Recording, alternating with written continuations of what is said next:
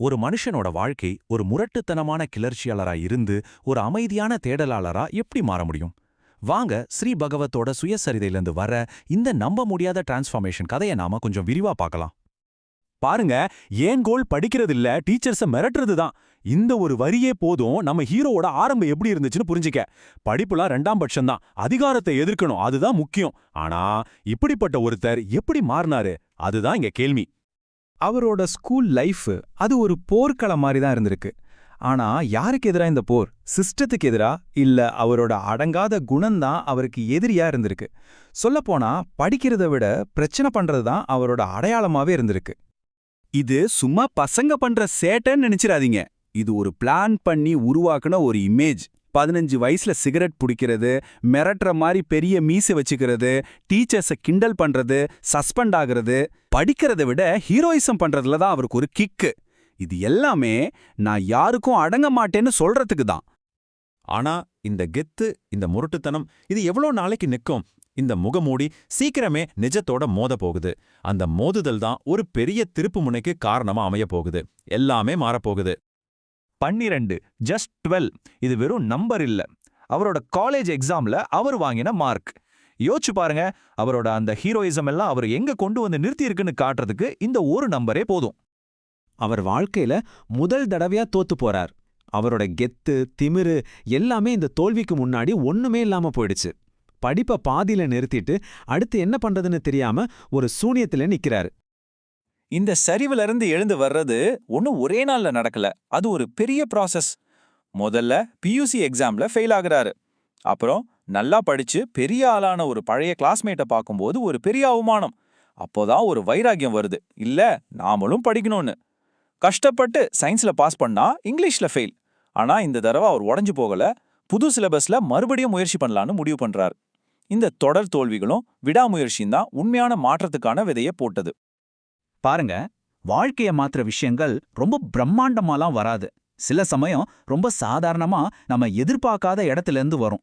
இவரோட வாழ்க்கையில அந்த மாற்றம் ஒரு இங்கிலீஷ் பாட புத்தகம் மூலமா வந்துச்சு. அந்த புத்தகத்தோட பேரு ஒர்க்கர்ஸ் ஃபார் ஹியூமனிட்டி, அதாவது மனிதாபிமானத்துக்காக உழைத்தவர்கள். இவ்வளோ நாள் தன்னக்காகவும் தன்னோட ஈகோக்காகவும் வாழ்ந்த ஒருத்தருக்கு அடுத்தவங்களுக்காக வாழ்க்கையை அர்ப்பணிச்சவங்களோட கதைகள் அது ஒரு புது உலகத்தையே அவருக்கு காட்டுச்சு. அவர் மனசுல ஒரு கேள்வி எழ ஆரம்பிச்சது. நாம கொஞ்ச காலம்தான் வாழப் போறோம். சாகரத்துக்குள்ள ஏன் மத்தவங்களுக்கு உதவி செஞ்சு ஒரு நல்ல வாழ்க்கைய வாழக்கூடாது? இந்த கேள்வி அவரை ரொம்பவே பாதிச்சுது. தடவையா நான் எதுக்காக வாழ்றேன்னு யோசிக்க ஆரம்பிச்சாரு. அவரோட இலக்கு பர்சனல் லாபத்திலிருந்து ஒரு அர்த்தமுள்ள வாழ்க்கையை நோக்கி நகர ஆரம்பிச்சது. உள்ளுக்குள்ள நடந்த இந்த மாத்தம் வெளியிலையும் தெரிய ஆரம்பிச்சது. அந்த மிரட்டலான பெரிய மூச்சை போச்சு. நான்வெஜ் சாப்பிட்ற பழக்கத்தை விட்டுட்டு வெஜிடேரியனா மாறினாரு.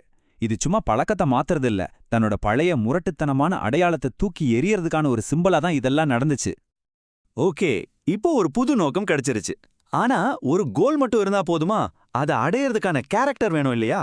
அதனால அந்த குணத்தை வளர்த்துக்கிறதுக்காக அவர் ஞானத்தை தேடி ஒரு பயணத்தை ஆரம்பிக்கிறாரு. அவரோட பழைய ஹீரோக்கள்லாம் மறைஞ்சு இப்போ புது வழிகாட்டிகள் வர்றாங்க. ராமகிருஷ்ண பரமஹம்சரோட ஆன்மீகம், மகாத்மா காந்தியோட சேவை, ரமண மகரிஷியோட சுய விசாரணை, ஜெயகிருஷ்ணமூர்த்தியோட கவனிக்கும் கலை, இவங்களோட போதனைகள் தான் அவரோட வாழ்க்கைக்கு புது அடித்தளமா மாறுச்சு. இதுல குறிப்பா ஜெயகிருஷ்ணமூர்த்தியோட தேர்வற்ற விழிப்புணர்வு, அதாவது சாய்ஸ்லெஸ் அவேர்னஸ் அப்படிங்கிற ஒரு கான்செப்ட் அவரை ரொம்ப அட்ராக்ட் பண்ணுச்சு. சிம்பிளா சொல்லணும்னா, நமக்குள்ள இருக்கிற கோபம், ஈகோ, சோம்பேறித்தனம் இதெல்லாம் சரி தப்புன்னு ஜட்ஜ் பண்ணாம சும்மா கவனிக்கிறது. அப்படி கவனிக்க ஆரம்பிக்கும் போதே அதுங்களோட பிடியிலிருந்து விடுபட முடியுங்கிறத அவர் புரிஞ்சுக்கிட்டாரு.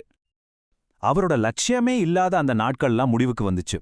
இப்போ அவரோட ஒரு நாள் எப்படி இருக்குன்னா, காலையில 5 மணிக்கு எழுந்திருக்கிறது, யோகாசனங்கள் பண்றது, தினமும் கோயில்ல தியானம், ஆன்மீக நூல்கள் படிக்கிறது, ரொம்ப சிம்பிளான ஒரு வாழ்க்கையை வாழ்றதுன்னு அவரோட ஒவ்வொரு நாளும் இப்போ ஒரு ஒழுக்கத்தோட, ஒரு ஆழமான தேடலோட நகர ஆரம்பிச்சுது. இப்படி உள்ளேயும் வெளியேயும் நடந்த இந்த டோட்டல் டிரான்ஸ்ஃபர்மேஷன் ஒரு புத்தம் புது எதிர்காலத்துக்கு வழிவகுத்துச்சு.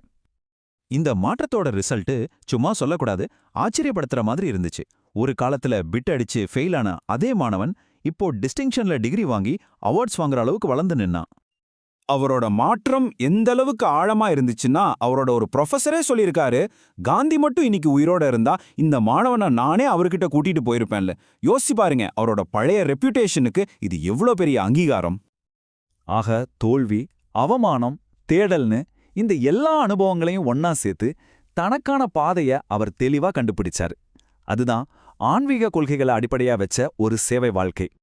அவரோட இந்த பயணம் நம்ம எல்லார்கிட்டயும் ஒரு கேள்வியை கேக்குது. எது உண்மையான முன்னேற்றம்? இந்த உலகத்துல ஜெயிக்கிறது மட்டும்தானா, இல்ல நமக்குள்ள ஒரு அமைதியை கண்டுபிடிக்கிறதா? இது நாம எல்லாரும் யோசிக்க வேண்டிய ஒரு முக்கியமான கேள்வி.